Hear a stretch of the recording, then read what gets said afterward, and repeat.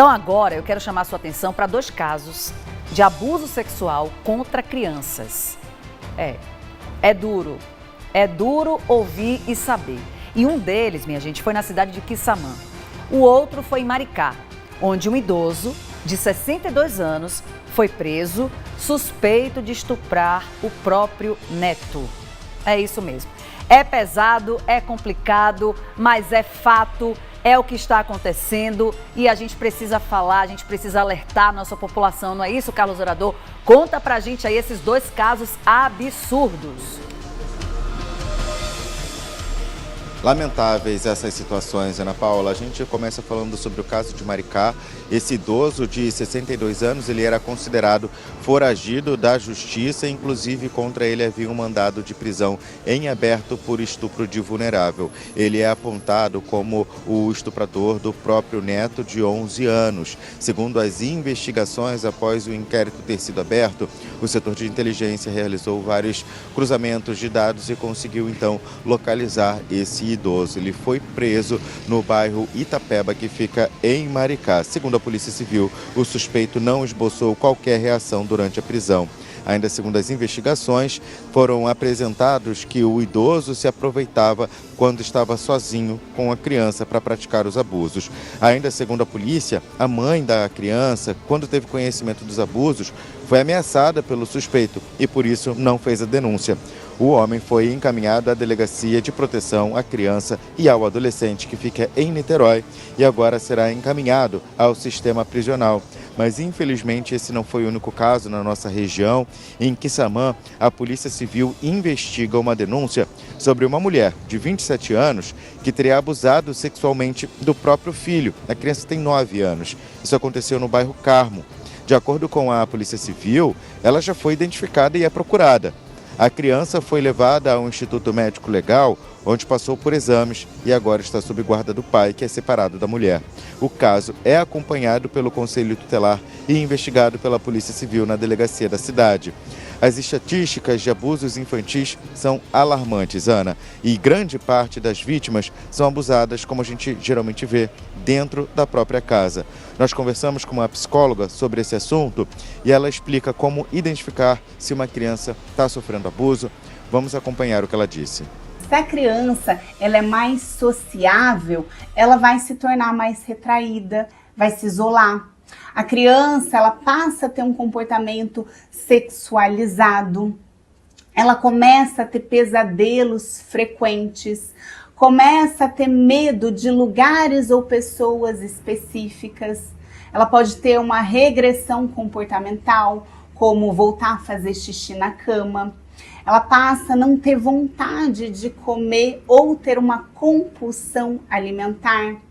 Tem dores físicas nas regiões íntimas. Para crianças muito pequenas, com vocabulário limitado, os desenhos podem ser importantes ferramentas de comunicação.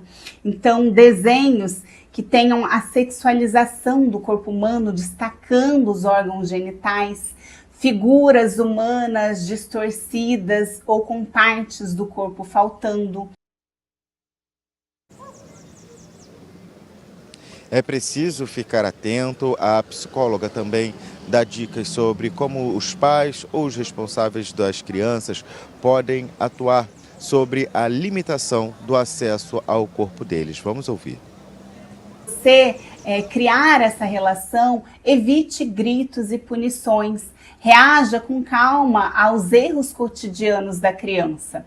Se ela é punida severamente por derrubar um copo, por fazer qualquer besteira, como é que ela vai contar algo tão grave quanto o abuso?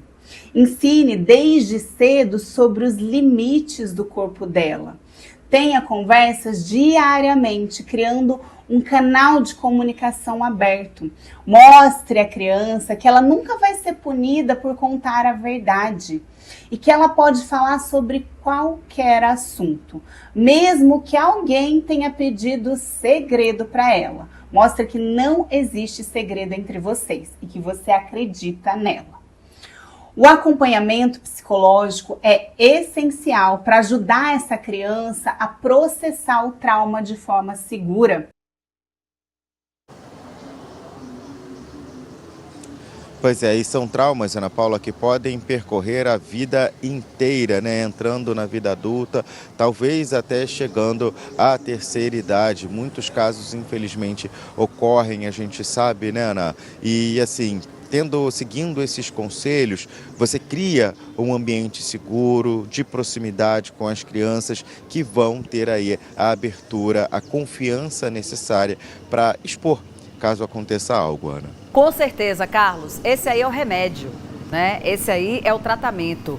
Essa aí é a forma terapêutica de lidar com questões tão difíceis, traumatizantes e que hoje, muitas vezes, a gente pode estar vendo um adulto ou uma adulta revoltada, sem saber o que aconteceu, porque lá na infância teve esse trauma. Porque lá na adolescência foi abusada e não teve coragem de falar e não teve uma estrutura familiar que pudesse também orientar essas pessoas. Então hoje, com o acesso que a gente tem à informação, com o acesso que a gente tem aqui, por exemplo, na Record, com uma reportagem como essa, trazendo os fatos e também trazendo auxílio, orientação, a gente alerta ainda mais outras pessoas. Então, se você tem alguma desconfiança, pode ser aquela pessoa que você jamais imaginaria. A gente está falando aqui, Carlos Orador, de um idoso de 62 anos, uma pessoa já vivida, já com experiência, mas que está aí dentro de casa cometendo esse tipo de crime. E uma mãe de 24 anos agindo com o seu próprio filho. Né? Então, realmente, é algo que entristece a gente, deixa a gente revoltado e indignado, mas não podemos nos calar. Precisamos falar e estar atentos aos sinais, aos comportamentos dessas crianças e desses adolescentes. Carlos, muito obrigada mais uma vez pelas suas informações.